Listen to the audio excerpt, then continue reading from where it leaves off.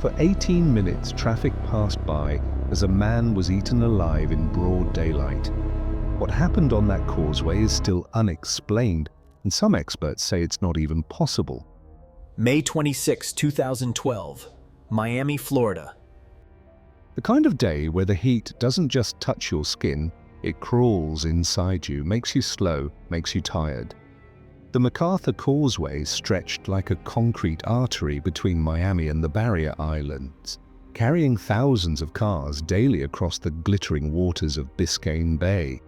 Tourists heading to South Beach, locals heading home.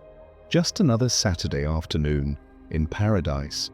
But paradise has shadows, and in those shadows, something was stirring.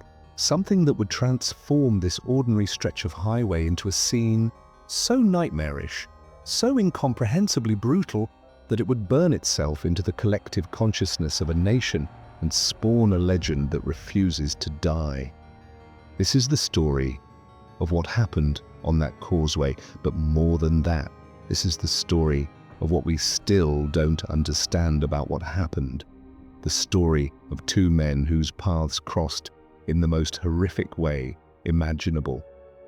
The story of 18 minutes that changed everything we thought we knew about the darkness humans are capable of. Let me take you back, not just to that day, but to the days before. Because horror doesn't begin when the screaming starts. It begins in the quiet moments, the missed signs, the choices that seem insignificant until they become inevitable. Ronald Poppo was 65 years old in the spring of 2012. To most people walking past him on Miami's streets, he was invisible. Another homeless man in a city that had thousands. But Ronald had a story, like everyone does. He'd graduated from Stuyvesant High School in New York City, one of the most prestigious public schools in America. He'd had a life before the streets claimed him.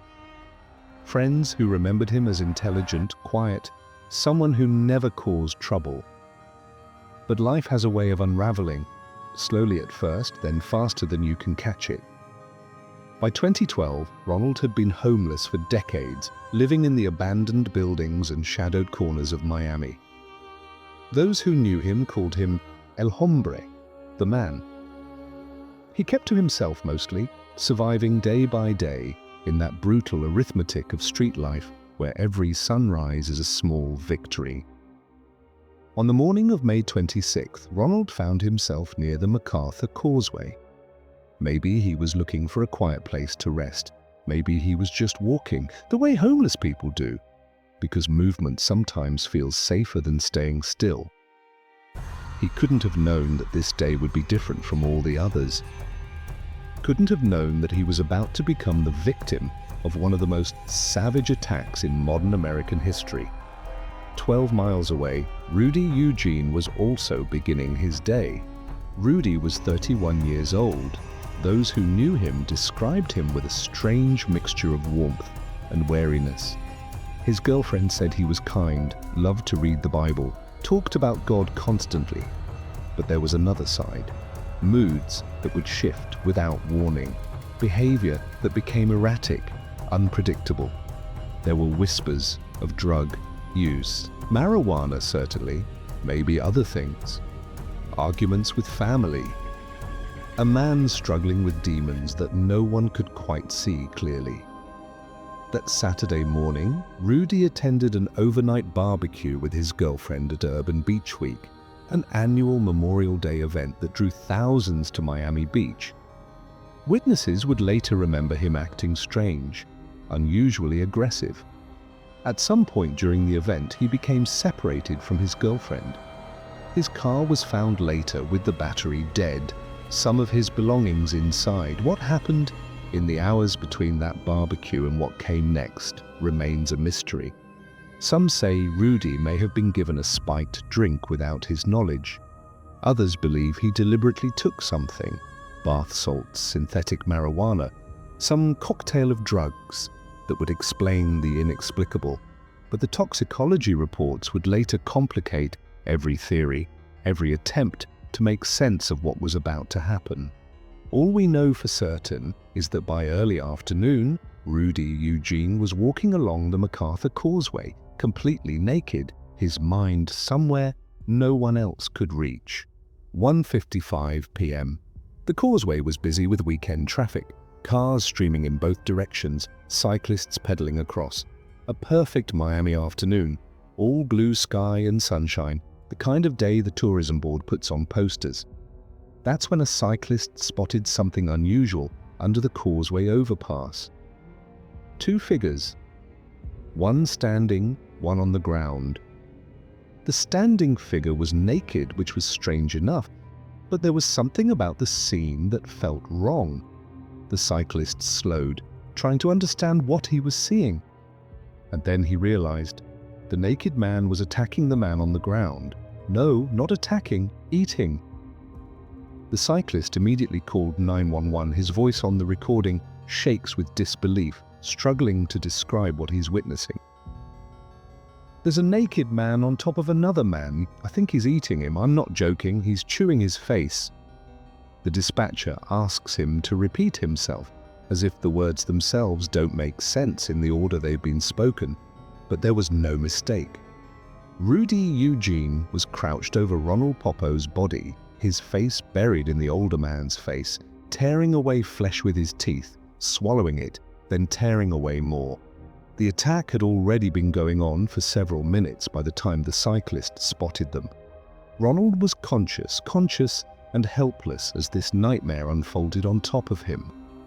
By 2 p.m., surveillance cameras from the nearby Miami Herald building had captured the scene. The footage is grainy, shot from a distance, but what it shows is undeniable. A naked man hovering over a motionless body, moving with an animal intensity that doesn't look human. Traffic continued to pass just feet away. Some drivers didn't notice, others slowed but kept moving, unable to process what they were seeing or too afraid to stop. This is one of the haunting details of the attack, that it happened in broad daylight, in full view, and yet it continued. 18 minutes of sustained brutality while the world watched and waited for someone to make it stop. What do you do when you see something your brain tells you can't be real? Officer Jose Ramirez arrived on the scene at approximately 2:13 p.m. He was part of the Miami Police Department, a veteran officer, but nothing in his training had prepared him for what he was about to encounter. As he approached the overpass, he could see them. The naked man, the victim on the ground. Even from a distance, the scene was wrong in ways that made his instincts scream. "Sir, get off of him!" Officer Ramirez shouted, his hand already moving to his weapon. Rudy Eugene turned his head. His face was covered in blood. In his mouth, according to later reports, were pieces of Ronald Poppo's face. Their eyes met, the officer's and Eugene's, and Officer Ramirez would later say that what he saw in Eugene's eyes wasn't rage or fear or even aggression. It was nothing, a void where a human consciousness should be. "Get off him now or I'll shoot." For a moment Eugene just stared. Then he growled. Witnesses described it as an animal sound, something that came from deep in his chest, and turned back to his victim, lowering his face back toward Ronald's exposed flesh. Officer Ramirez fired once. The bullet hit Eugene, but he didn't stop. Didn't even seem to register the impact. He continued his attack, his movements becoming more frenzied. The officer fired again and again. 4 shots in total, the last of which finally dropped Rudy Eugene to the pavement, where he died minutes later, his body still twitching with residual energy that seemed unwilling to accept death. All sound cuts out except breathing. In the sudden silence that followed, Officer Ramirez approached the victim. What he saw would haunt him for the rest of his career. Ronald Poppo was alive, barely, impossibly.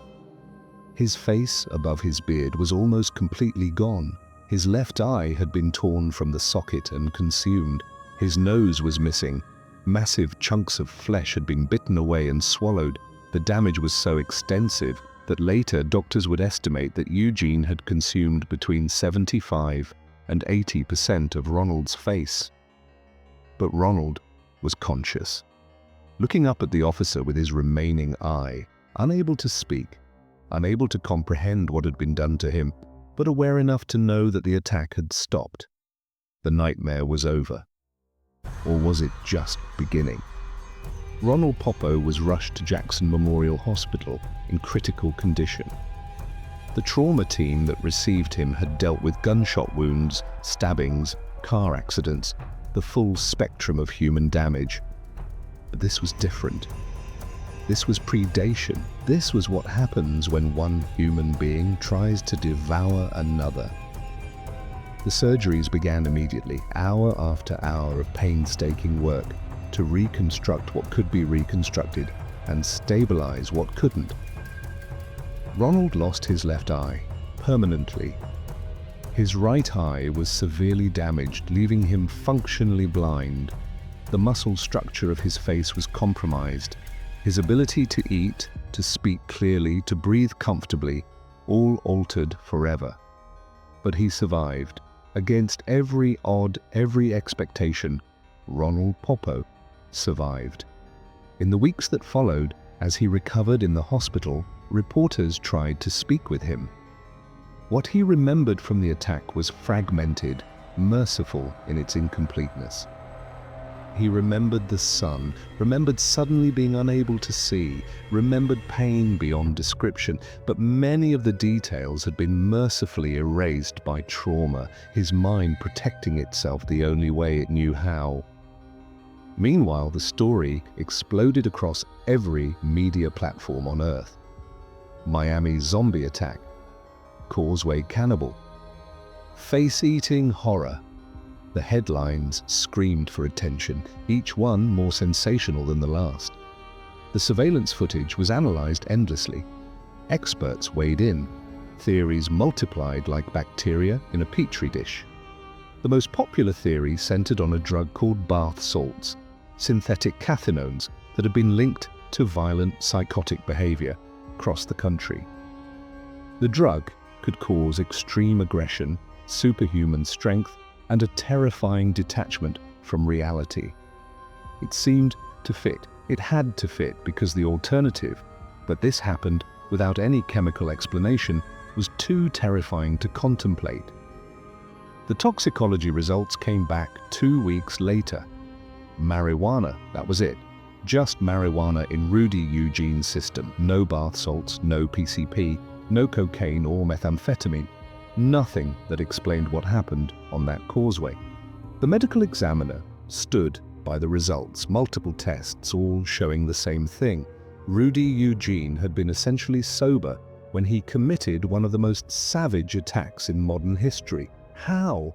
How does a man who reads the Bible, who has a girlfriend who loves him, who by most accounts was gentle despite his struggles, how does that man tear another human being's face off with his teeth and consume it?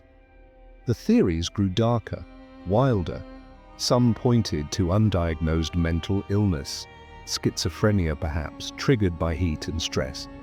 Others whispered about voodoo and curses, noting that Miami has a large Haitian population with strong spiritual traditions.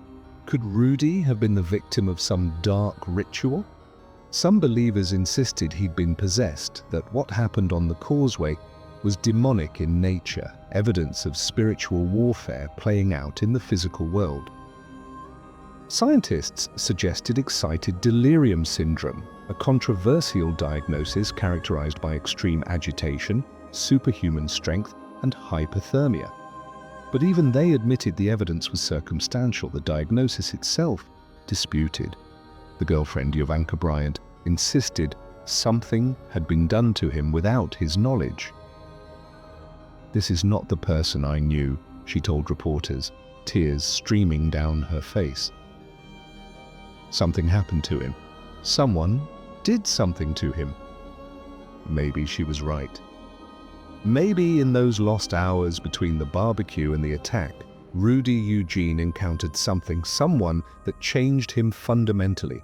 A drug we don't have tests for yet, a poison, a trauma that broke his mind completely, or maybe the truth is harder to accept than any of these explanations. Maybe there's something in the human mind, in all of our minds, that's capable of this.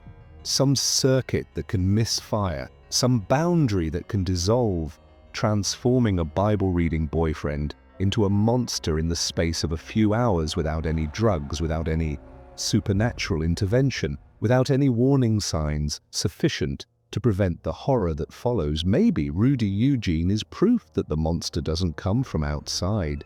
It was already there, waiting. And given the right combination of heat, stress, desperation, and neurochemical chaos, any one of us could feel it wake up. In the years since the attack, Ronald Poppo has lived a quiet life, away from the cameras, away from the questions. He underwent more surgeries, received support from charities and individuals moved by his suffering.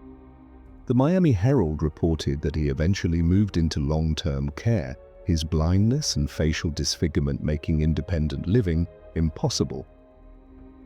In interviews, when he chose to speak at all, Ronald expressed no anger toward Rudy Eugene, no rage or desire for revenge, just a kind of exhausted bewilderment, as if he was still trying to understand how this became his story, how 18 minutes on a sunny afternoon could erase everything that came before and define everything that would come after.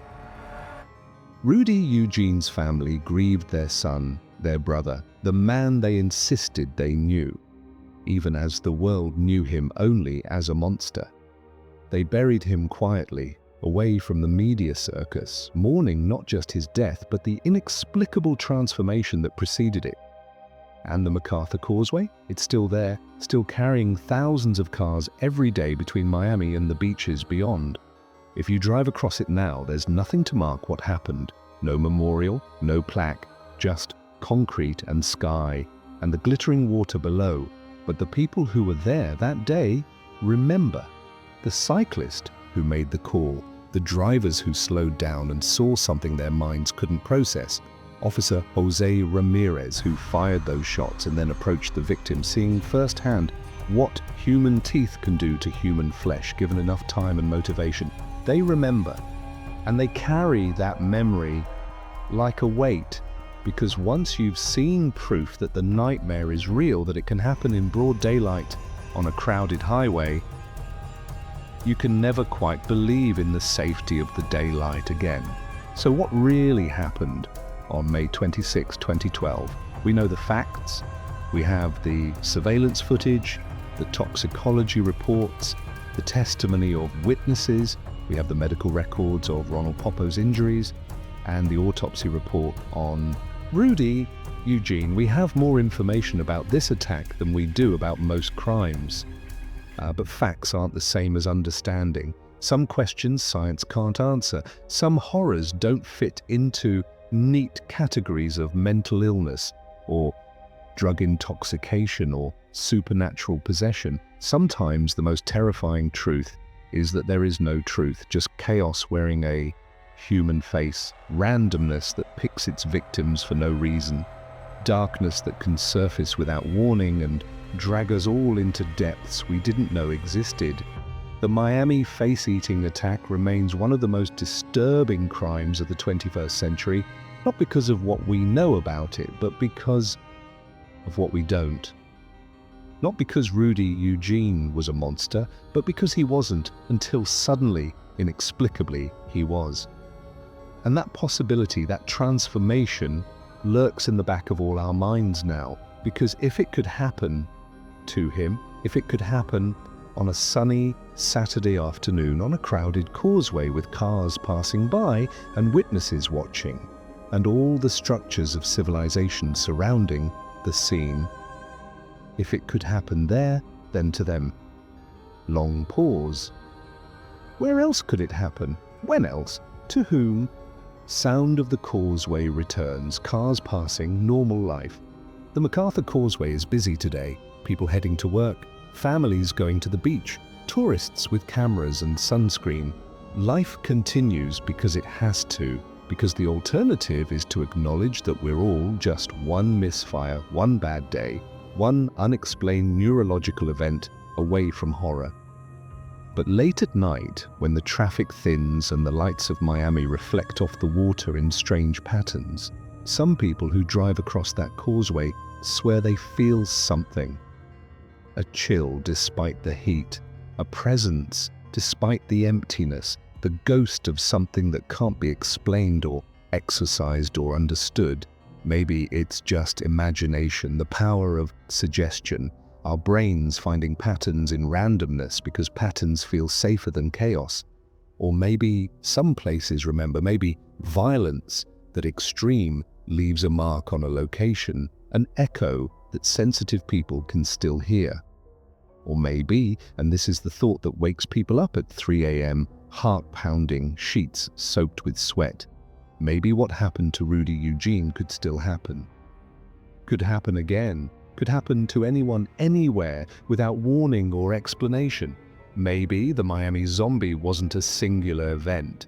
Maybe he was a preview, a warning, a glimpse of what humans are capable of when the thin veneer of civilization cracks just wide enough. Music fades to almost nothing. Ronald Poppo lived through the worst thing most of us can imagine. He survived being eaten alive by another human being. And in the aftermath, when reporters asked him how he coped, how he processed what had happened to him, he gave an answer that still echoes. I just try not to think about it. Because sometimes that's all you can do with horror. You can't understand it, can't rationalize it, can't make it fit into a worldview where things happen for reasons and darkness has clear origins. Sometimes the only way to survive is to refuse to look directly at it, to file it away in some locked corner of your mind and pray it stays there. But it doesn't stay there, does it? It never really stays there. It visits you in dreams, in the faces of strangers on the street who might be harmless or might not be.